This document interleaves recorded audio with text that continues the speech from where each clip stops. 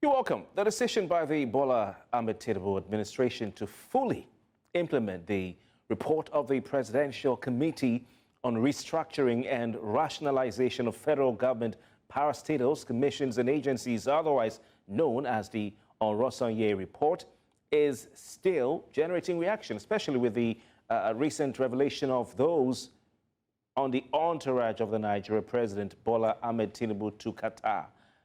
This decision throws up several questions, and tonight we'll have in-depth analysis of the issues at play. Remember, the Orosanye report was commissioned in 2011 and presented in 2012, and it has long been a source of debate, promising cost-cutting or cost-saving measures through the rationalization of agencies and potential job reductions. Tonight, we have our guest joining us on the program. Dr. Ojon is a public affairs analyst, and we have Dr. Oshino Ibrahim. He's an investment and enterprises risk expert.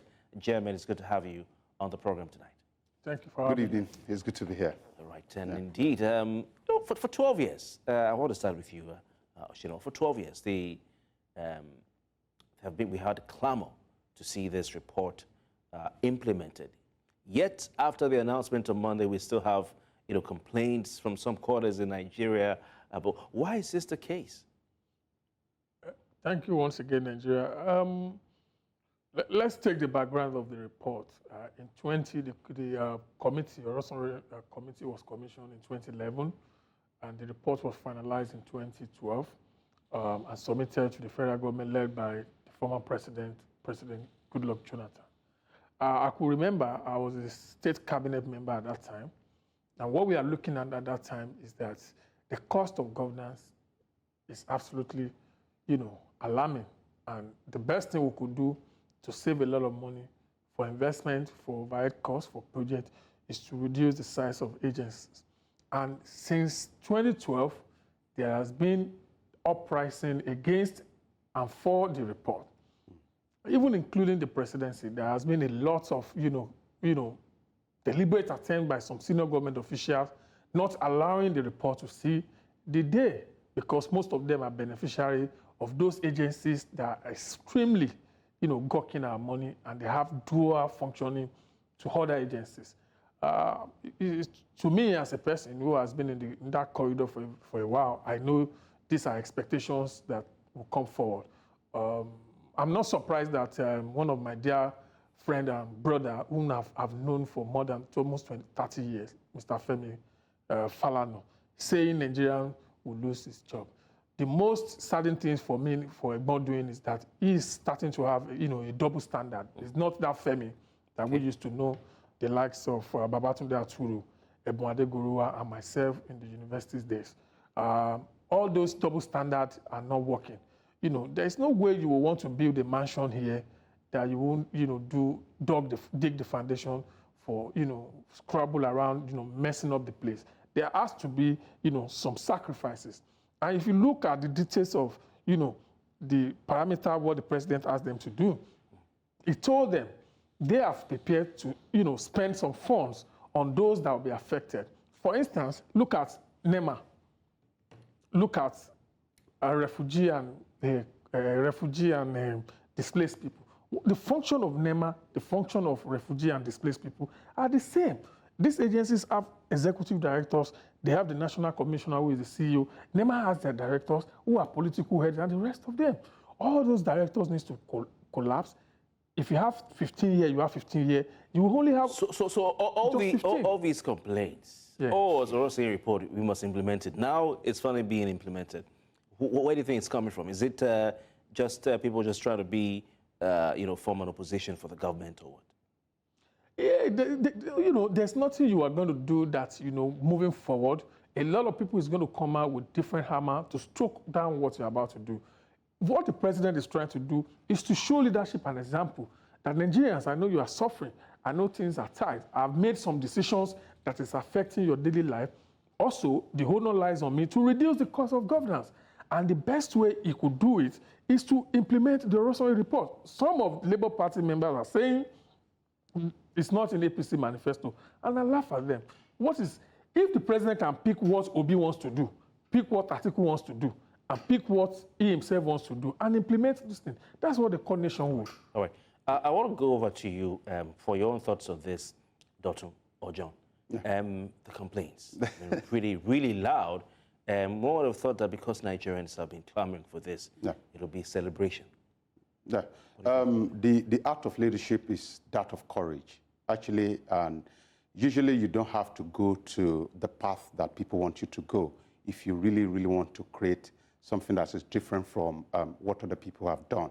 Now, the intent, and it's so beautiful for me because I actually started out as a 19-year-old boy in the civil service. I have a clear understanding of how the rot in the civil service is, and I have a clear understanding of what the president is going to do, having moved from civil service to the political angle of it. But the most important question is this. If we say we need to reduce the cost of governance, we need to take a step first. Those who are against this report, and with all due respect to them, the implementation of this report, one of the things that they are highlighting, which is also very correct, is that what the civil service is gulping, as it were, is nothing compared to the deliberate allocation of people in power to themselves.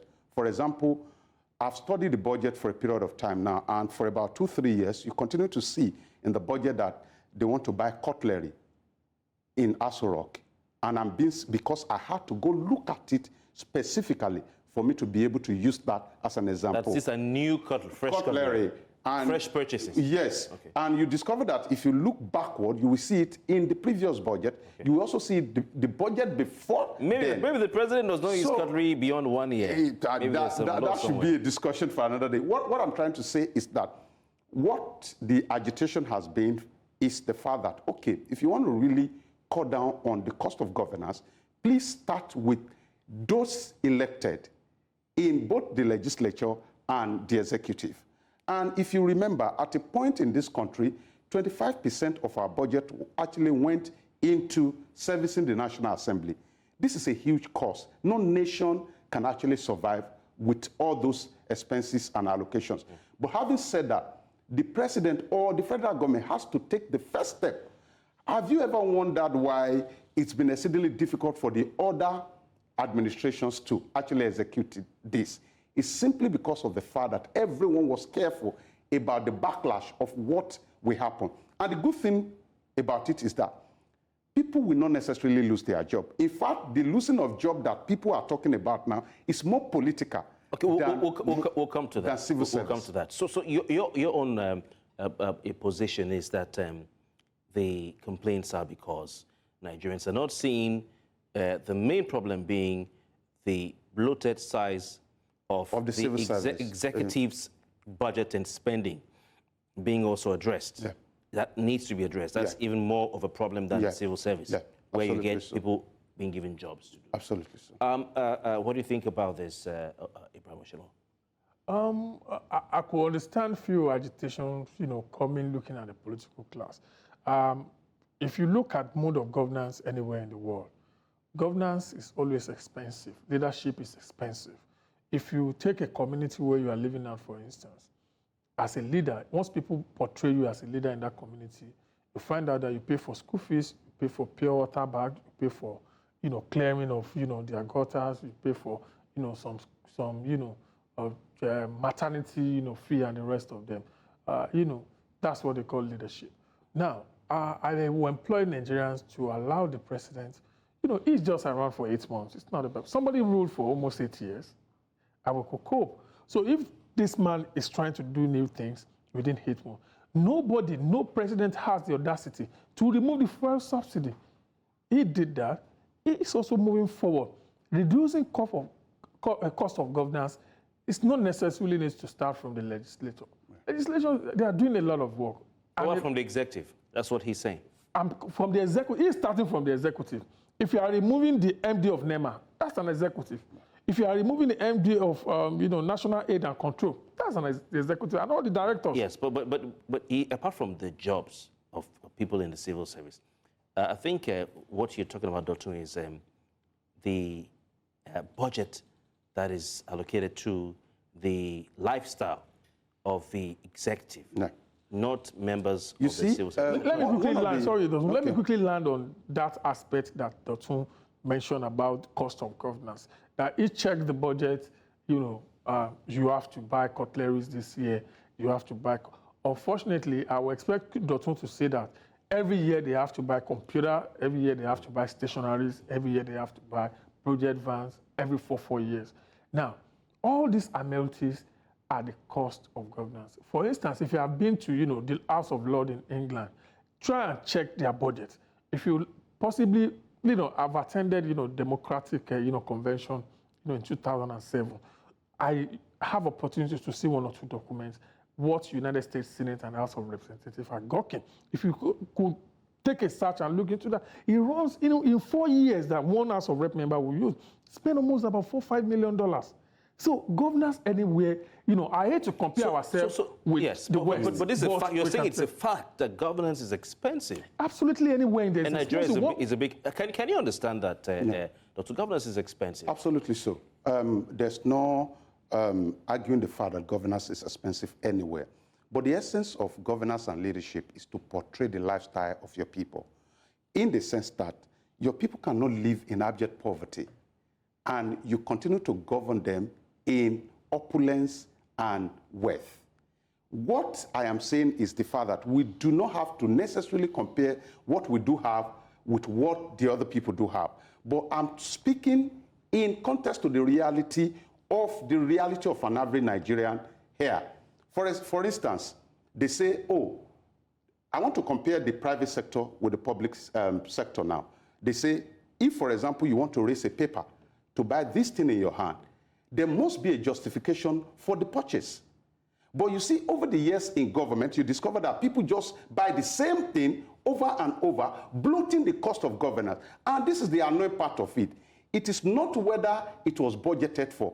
It is the reality that it may end up in the pocket of someone within the circle of governance without that thing being purchased. So when you have a bogus allocation like that, what it does in every community where fight against corruption is not taken seriously is that you're trying to enrich few people who by extension get access to what you have budgeted for. So it is not that you have used the budgeted resources for what you said you wanted to use it for. At the end of the day, it ends up in the pocket of other people. So these are the fear. And without contradicting the fact that governance is expensive, but at every point in time, when you come in, which is what I like the president for, when you come in, you look at the reality of your nation. Can we sustain a particular practice? And if your answer to that is no, then you have to take action, which is what, in fact, every meaningful Nigerian should commend the president for having the courage to want to start the implementation of this report. And of course, to pray for him. Because you will remember that every government that has come after Goodluck Jonathan has made an attempt. Okay, talking about every government that has come, I want to come back to you. Let's look at the list or the number of ministers appointed by, subsequent administrations. I know you both know where I'm going. Yeah. But Bola Tinubu, we start from Olusegun Obasanjo. He named 42 initially named 42 ministers in 1999, but reviewed his cabinet to reduce the number of ministries and ministers to 27 ministries and then 40 ministers before he left office in 2007. He was succeeded by Omar Musa Yar'Adua, who named a 39-member cabinet, 32 men and 7 women in 2007. Goodluck Jonathan reduced that by naming 33 nominees in 2011 to be ministers of his cabinet, including 9 people from Yar'Adua's administration, but 33 in total. Buhari, in his first coming, Buhari Part 1, he named, or shall I say Part 2, because he came before in military uniform, named 36 ministers in his first term. In his second term, it was 42. President Bola Tinubu, for the records, he set the record. He has the highest of 47, a total of 47 cabinet members. So when we go for, we're going for 47 ministers, please. Yes, 47 ministers, yes. So, because there are special advisors that are not captured in that number. You tell us how many they are, but we'll come back for the break. Of... Let's go for a commercial, ladies and gentlemen. We'll be right back. Please stay with us. Welcome back. We still have with us Dr. John. He is a public affairs analyst, and Oshiro Ibrahim, an investment and enterprises risk expert. But he didn't tell us he's a politician as well. But you're both politicians. They say human beings are political animals, aren't you? So, John, I'm sure you're also a politician.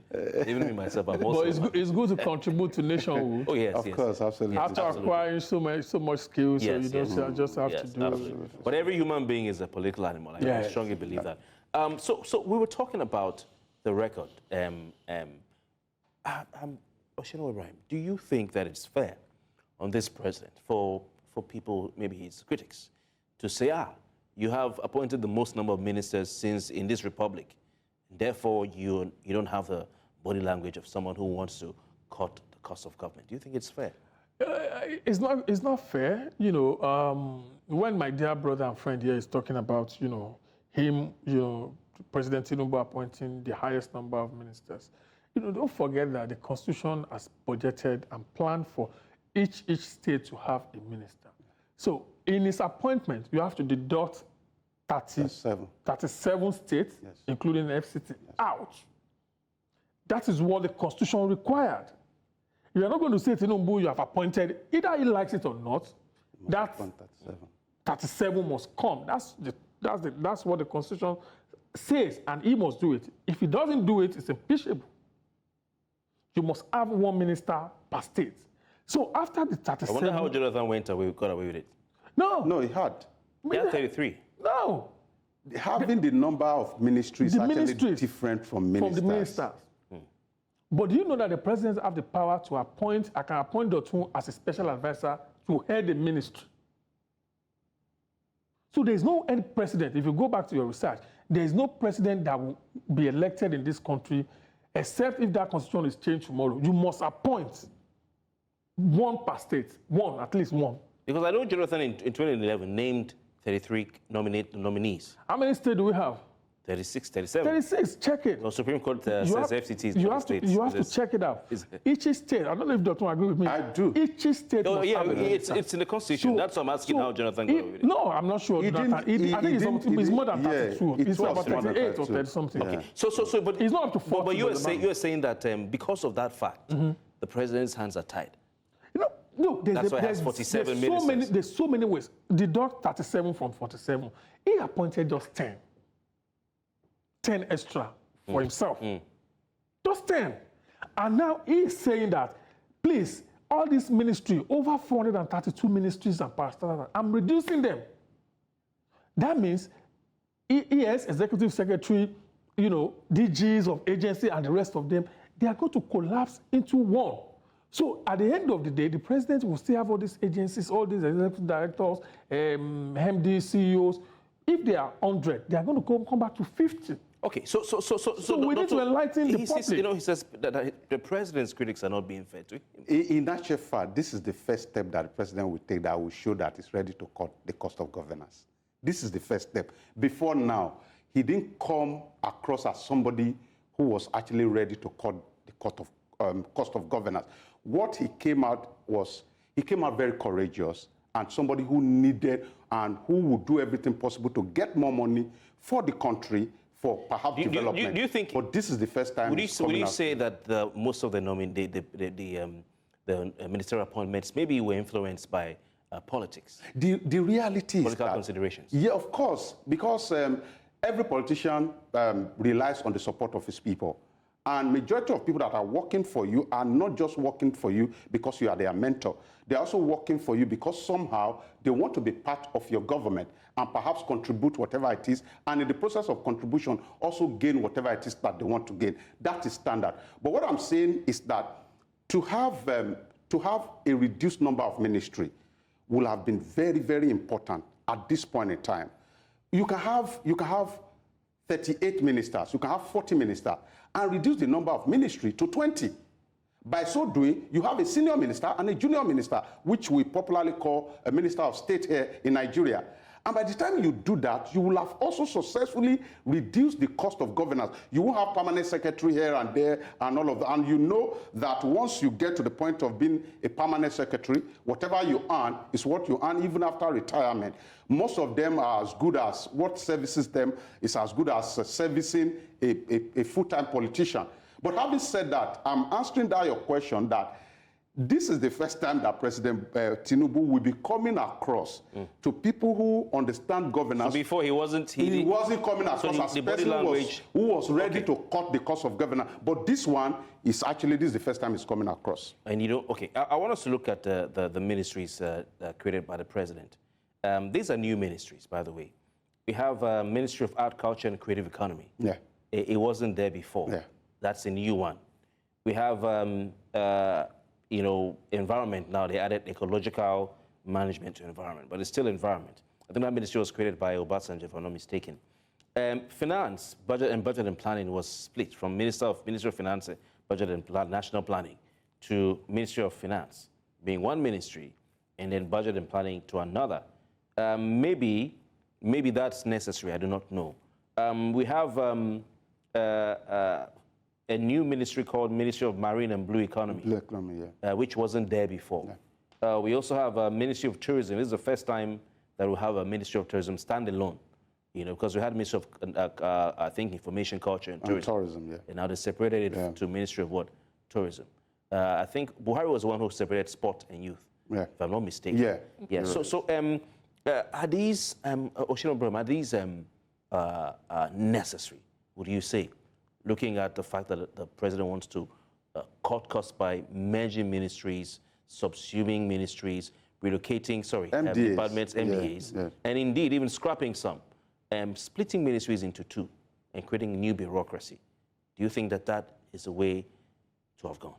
I think for me, that's a very perfect, formula for, leadership, governance, and cost reduction. You know what? This is the first time. Don't forget that this is the first time that we're having a full-fledged politician leading our country. A lot of people don't take cognizance of that. This is the first time. The rest are not politicians. The rest are not politicians. Name them. This is the first time. Are you talking about a career politician? Career. Okay. Who has moved from a governor, install another one, produce senators, produce vice president, supporting, a career long-standing politician. For instance, he has his own model of leadership.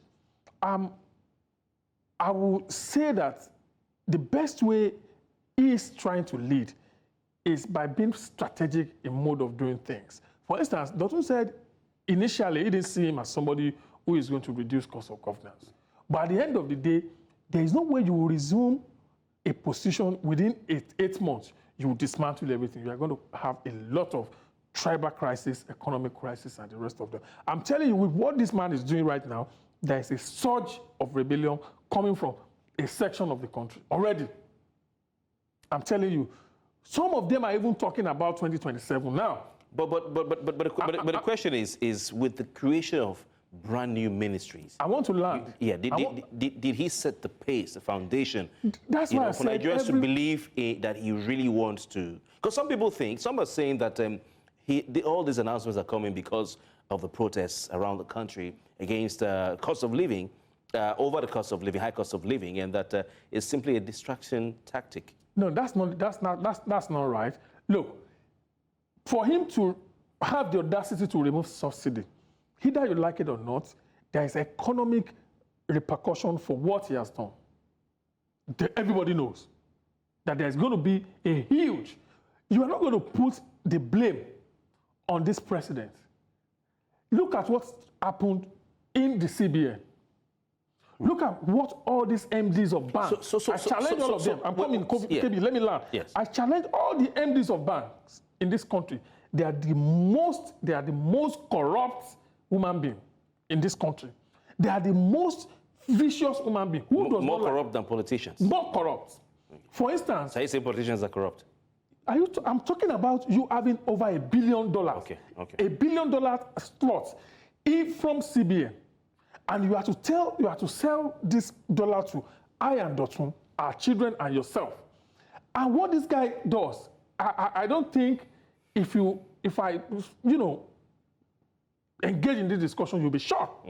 Some of them become very exotically rich over the night by transforming our dollar.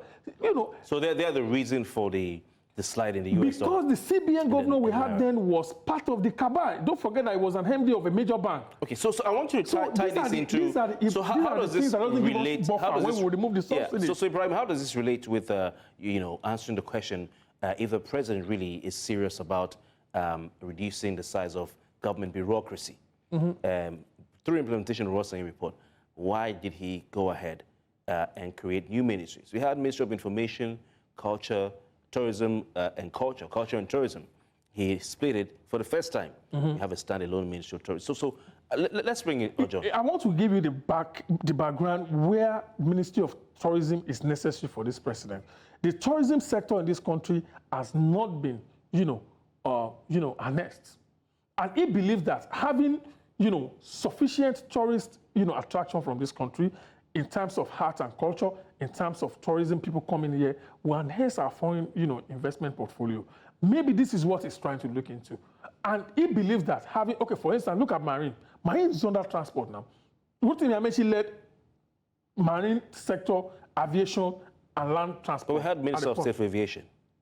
Of course, you know that the minister. We had the Nigerian Maritime Administration and Safety Agency. They are under transportation. Yes, but I'm saying that these are departments that were also taking care of these subsectors under transportation. It's a very broad ministry. That's why this president said, okay, I want to know what NIMASA and MPA will do. I want a minister in these two sectors, ocean economy. Come and give me. I want to see what's going on. Was that necessary? Absolutely necessary. But you had departments or agencies under those ministries that were taking care of those subsectors in transportation. Was it necessary to have a minister for marine and blue economy? Now, the ministry, if you look at the function... To supervise NPA, supervise NIMASA, and any other ministries under that. If you look at what NIMASA is doing, most of the NIMASA transaction, a document for a NIMASA transaction is about $2 million, $4 million. And I want you to go and do some investigative journalism for a modern vessel to bat in our waterways. Look, go and check how much they will pay to the Nigerian government. But what is the minister? What is the minister of Marine and Blue Economy, Oyetola, doing that the Minister of Transportation, with lieutenants heading NIMASA and MPA and other agencies, could not have done? A lot it will not be able to do. We are talking about a population on record of almost about 300 million population Now, look at the investments the previous government has brought out in rail system. Look at what they brought out in land transportation, waterways, and the rest of them. There is no way you merge the economy, the blue economy, where foreign investors, foreign vessels, oil tankers, shipping, and the rest of them are coming in. And regulatory around the corridor. Some of the mother vessels coming from Congo or coming from Benin would like to pass through our route, they will need to pay us. So these are the we now will end up having a Ministry of Aviation, a Ministry of Marine and Blue Economy. Then we have a Minister of Transportation. So maybe we should change the name of the minister to Minister of Roads. The reality is that this particular step that has been taken by the president, to me, is a step taken to correct some of the mistakes he made when he came to power. If you say that a minister cannot oversee transportation, then you are indirectly saying that the president cannot actually oversee the nation. The president is the president today because he has people reporting to him. He doesn't have his eyes all over the place. That will also have been very good to have a minister of transportation, for example, and you allow these agencies and MDAs to do what they are doing, and the minister will oversee them. But the step he has taken now is to show that somehow, if you want to look at it philosophically, is to say, oh, I have taken some certain steps in creating some ministry. Now I'm merging MDAs because I want to correct that mistake that I made. One reason why President Tinubu today appointed more ministers than any other person is because he's a politician. So are you saying these are settlement positions? The reward system of a proper politician will be different from the reward system of somebody who's not a grounded politician. There's no doubt about that. For instance, when he looks at the people that has worked with him over the period of time, according to him, this is his lifelong ambition. He means that there were people that have worked with him over the years. So to reward them, you need to create more ministry. And this is legit. This is the reason why more ministries were created, not because one minister will not be able to oversee this number of MDAs. So he has taken the right step by saying, okay, I am correcting the mistake I have made. Now, going forward, he should also have the courage, at least when he wants to prepare the 2025 budget, because the budgetary preparation of any nation is preparation for their destiny. He will now have the courage to now say, okay, going forward, I'm not just going to merge MDAs and all of this. I am going to reduce the cost of governance, starting from Aso Rock. Then we talk about the allocation that goes to the National Assembly. We address the allocation going to even the judiciary. By the time you do all of this, people will see you as a holistic leader who is not interested in meeting the protest on the street with a prepared report, but who is deliberate in reducing the cost of governance. See, how long are you going to tell the people to tighten their belt when they see that the fleet of the presidential jet has not reduced? How long are you going to... We all saw when the president came to Lagos, it was a lockdown. It's a glory to any nation to see their president in an array of cars. But the reality of what we are facing in the marketplace does not support that. So when we are preaching to people that, oh, to build this nation, we have to tighten our belt, we must come across as a people that is not sectorally interested in cutting costs, but interested across board. So that's my concern. We will be heading, gentlemen, for a break. When we come back, continue the conversation. For those of you at home, please stay with us. Politics HQ, we'll be right back.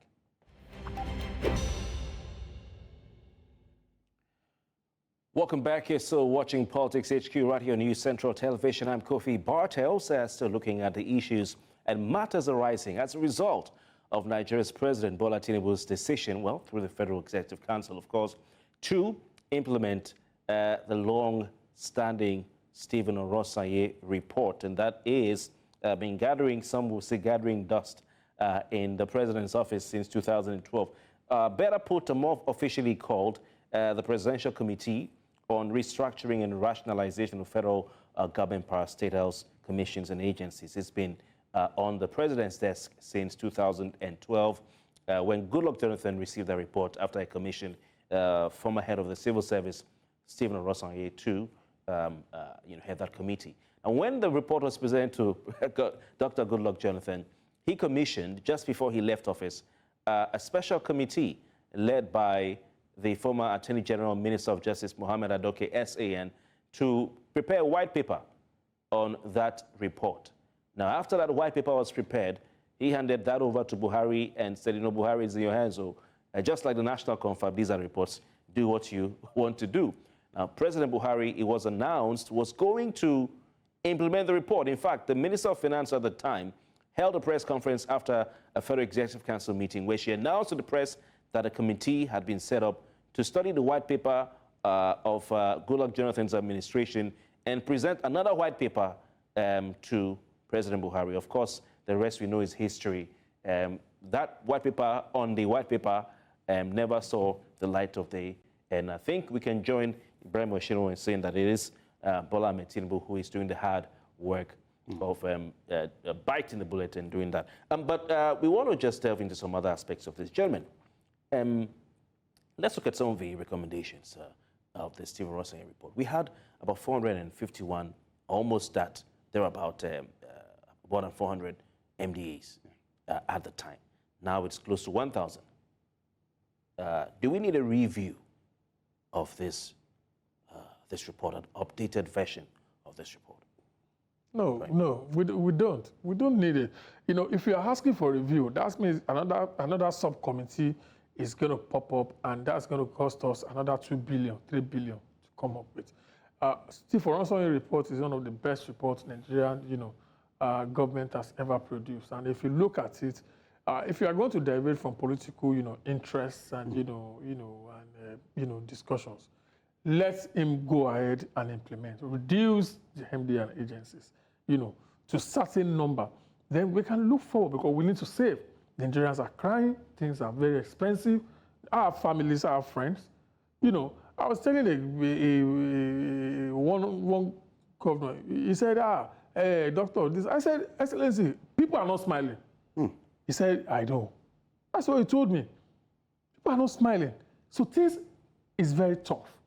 And Mr. President also, could feel the pulse of Nigerians. So that's why he's taking this bold step. All these steps that you are seeing, it's not a joke. It's not easy. It's a very tough time for him. Why is it tough? Yeah, like I said earlier, governance is not a joke. It's not a tea party. It's a serious business. And it's only when you are in it, that's when you feel the heat. Are there certain dangers, I want to come to you, Ojo, that may lie ahead for the president? Or let me say, for those involved, because we hear from Hadiza Bala Osman, former head of the MPA, who's now the senior special advisor to the president on interagency and policy coordination. Thank you very much. And she says no jobs will be lost. Yeah. Is that all? Or are there other dangers for some of the people involved in this? I think the no job will be lost phrase is for civil servants, and it doesn't cover political interest. And as important as civil service is, I'm not sure it will be that dangerous. Their interest will not be that extremely dangerous if you put it side by side with the political interest. So where lies the cost cutting here? Of course, if you're not firing anyone. No, the truth is that the cost of running some of these separate agencies are alarming. That's the truth. For instance, now, we have the Nigerian police. I just want to cite that as an example. We have the Nigerian police. And in the Nigerian police, we have the traffic unit. If you check the duty of the traffic unit, you will see that it's almost the same thing with the road safety. And these people, they have their, in fact, there's even, I don't know whether you are aware, there's road safety corps and there's road safety commission. There's Nigerian police, there's the police service commission. So all of we have the Ministry of Police. And we have all of this. So when you bring all of this together, majorly, it doesn't reduce the number of people that will police your road. So what it does is to reduce the cost of maintaining two separate entities. And the people that will be affected are the political heads. And of course... That's the heads of these MDAs. And of course, you will not hear that you want to lose your job and just sit where you are. Perhaps the job you just got about 8 or 6 or 5 months ago. So these are political interests. And I know, in all sincerity, as we have also talked about it here, that it's not going to be an easy thing for the president at the moment. But of course, like I said, this is the first major step he's taken to reduce cost of governance. And he should not forget that he still needs more to do to actually reduce the cost of governance. Interesting. So you're talking about not the cost of the staff, not the cost of the staff, but the cost of running the agencies. One of the ministries I think I'm wondering whether Nigeria really needs the Ministry of Humanitarian Affairs. And that ministry now has cost Nigerians at the government, not just in terms of running, but as you can see, the history and the scandals that have erupted from the previous one and this one. When you have agencies like NEMA, you have agencies that are there to ensure that Nigerians are attended to. You have a NAPTIP and all these agencies. Do we need a really ministry, just for humanitarian affairs alone? I see Ministry of Information, for instance. I wonder what the Minister of Information does apart from maybe overseeing NTA, VOA, because his spokesmen really basically speak for him, and we have national orientation agencies. But let's look at some of the ministries to be. But what do you think about this? Let me come back to you.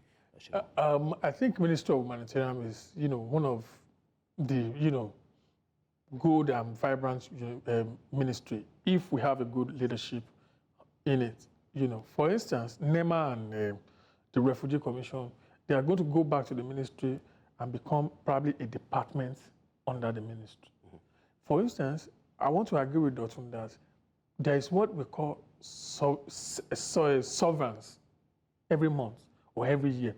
Every agency, almost about 400 of them, will submit their severance or something every year. Okay. The government will give them maybe about 2 billion, 3 billion, 4 billion. Okay. Then they will still submit their budget. Overhead, the current expenditure, then capital, and the rest of it. So most of these agencies, if it's able to collapse them, it will be saving almost about 4 or 2 trillion. You agree that the ones to be scrapped should be scrapped? Absolutely. Okay. For instance... What about relocation? Relocation? Yeah. Oh, absolutely, it's good. For instance, like FAN. What is FAN doing in Abuja, for God's sake? What's FAN? FAN has always been in Lagos here. What are these agencies We of are out of commercial time. bank doing? Final word from you, Doctor. Okay, I think I'm going to start from the issue of the relocation. In about 30 seconds. 30 seconds.